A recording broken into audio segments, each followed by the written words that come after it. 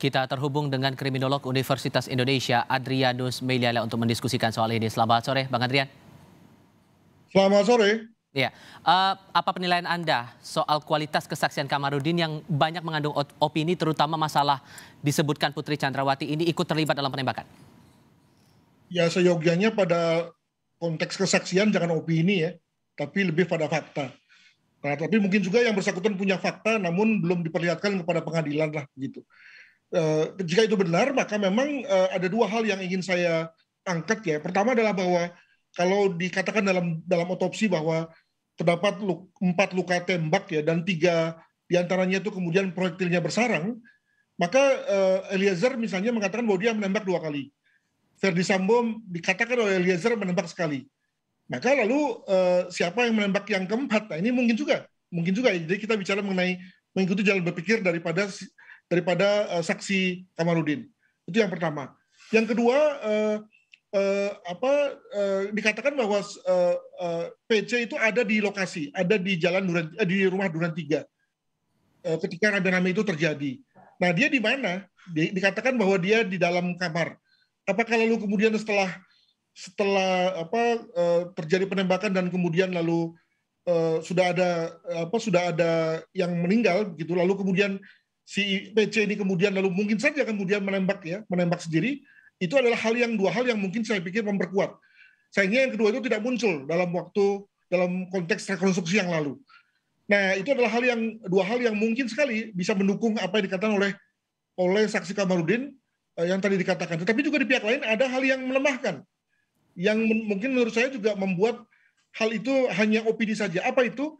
Saya menduga PC ini simple housemaid ya, ordinary housemaid, ibu rumah tangga yang sederhana ya, jangankan nembak, megang senjata saja mungkin nggak bisa tuh ya. Sehingga lalu bagaimana pula dalam kondisi emosi itu kemudian bisa mengarahkan, bisa menembakkan, itu saya ragu sekali terkait dengan hal itu. Sehingga dari segi itu saya menduga bahwa itu tidak mungkin terjadi. Demikian. Jadi posisinya adalah bahwa pernyataan itu lemah secara hukum begitu ya? Dan Anda meragukan bahwa PC ikut terlibat dalam penembakan terhadap Yosua? Ya, saya kira kembali pada soal bukti ya, ada nggak hal yang mendukung itu? Jadi ketika misalnya Pak Kamarudin yang mengangkat itu, maka seyogianya Pak Kamarudin memberikan satu bukan hanya analisis, tapi juga fakta yang menguatkan hal itu. Karena kelihatannya dari sejauh ini tidak ada dari penyidik yang mengatakan hal itu. Ya, artinya penyidik tidak punya data perihal keterlibatan PC dalam rangka penembakan begitu ya. Nah, jika memang misalnya ada, ya diberikan dong kepada penyidik untuk kemudian penyidik membuatnya dalam satu tambahan berita acara begitu. Nah, dalam hal ini apakah hakim bisa menggali temuan Komnas HAM? Karena kita ingat dari Komnas HAM sendiri juga sudah melakukan investigasi dan disebutkan ada temuan peluru berbeda dan ada tembakan ketiga. Bisakah kemudian investigasi itu dipakai? Oh, bisa sekali. Jadi saya juga menduga bahwa nanti pada saatnya saksi itu kemudian menjadi saksi hakim, ya artinya sudah datang kesempatan bagi hakim untuk mengadakan pemeriksaan, maka kepada hakim terbuka besar kemungkinan untuk menggalinya. Ya, tapi ya terserah hakim ya, apakah memang mau atau tidak dalam rangka menggali kemungkinan penembak yang ketiga itu. Dan posisinya juga kuat ya secara hukum untuk menggunakan laporan dari Komnas HAM itu? Ya enggak juga, karena kan Komnas HAM hanya bicara soal jenis senjata yang berbeda. Tapi apakah senjata itu lalu kemudian sudah ditemukan?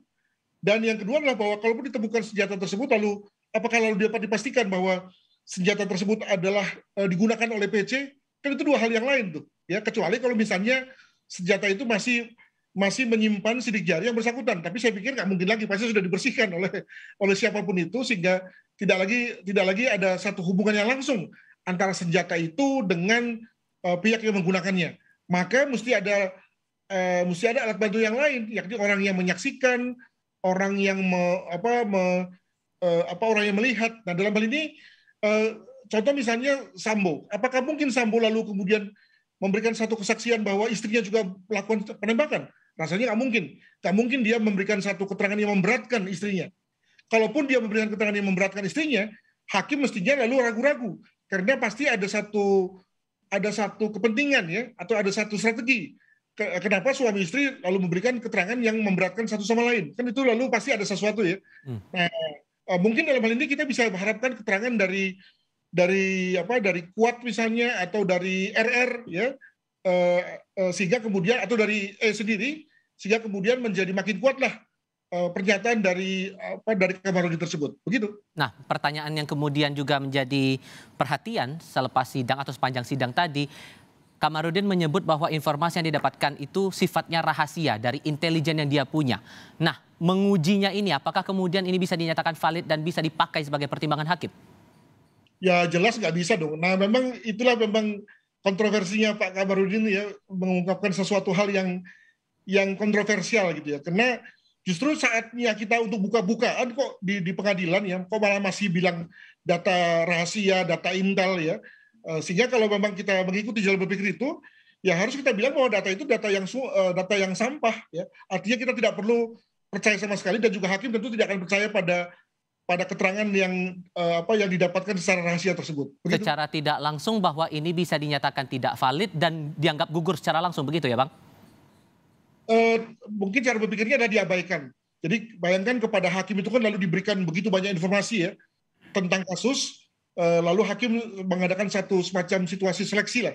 Seleksi mana-mana yang harus dia pertimbangkan dalam rangka putusannya nanti, dan mana-mana yang diabaikan. Nah, kelihatannya kalau sudah pakai istilah rahasia lah, intel lah ya, yang justru harusnya diungkapkan dalam satu persidangan, itu saya kira akan kemudian membuat fakta itu, kalau memang ada faktanya, segera diabaikan oleh hakim karena dianggap sebagai tidak kredibel sama sekali. Begitu. Kalau menggunakan barang bukti CCTV saat Putri Chandrawati berganti baju, apakah ini memungkinkan digunakan untuk pertimbangan bahwa ada peran Putri di situ untuk melakukan penembakan terhadap Yosua?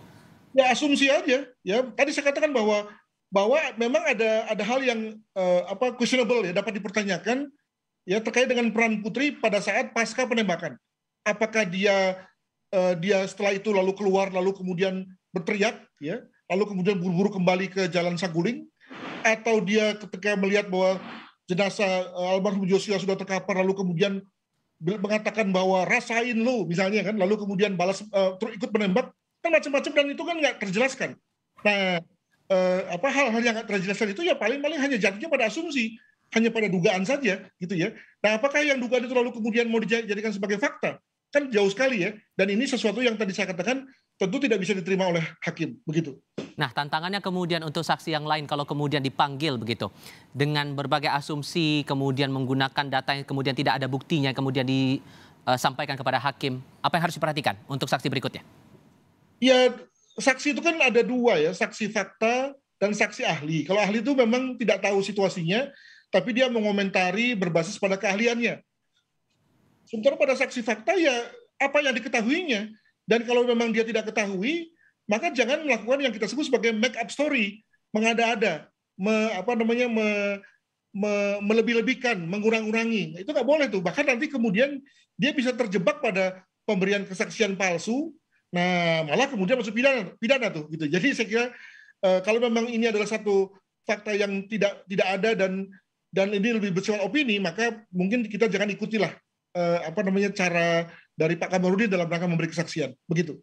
Oke, terakhir Pak, karena masih disangkut pautkan ini dengan dugaan pelecehan seksual, masihkah kemudian itu bisa dibuktikan di muka persidangan? Ada dugaan pelecehan terhadap Putri Chandrawati? Ya itu selalu kan menjadi kelemahan dari pihak penasihat hukum PC ya. Mereka mengatakan bahwa jangan lepaskan kaitan antara apa yang terjadi di Magelang dengan yang terjadi di Saguling dan yang terjadi di Duren 3. Tetapi kemudian dengan mudah kemudian dipatahkan oleh JPU. Ya kalau memang memang ada hubungan, ya buat laporan polisi dong, kan gitu kan. Jadi selama tidak ada hal yang membuat lalu terjadi benang merah, maka ya segera kemudian hakim akan bisa mengabaikan hal itu. Baik. Jadi, itulah memang kelemahan dari kasus ini yang memang tidak tipikal ya, tidak tipikal satu pelecehan seksual, tapi tetap mau digoreng oleh penasihat hukum PC sebagai sesuatu yang ada. Begitu. Baik. Bang Adrianus Meliana, kriminolog Universitas Indonesia. Terima kasih banyak sudah berbagi perspektif bersama kami di Kompas TV. Sehat selalu, Mas. Sehat selalu, terima kasih.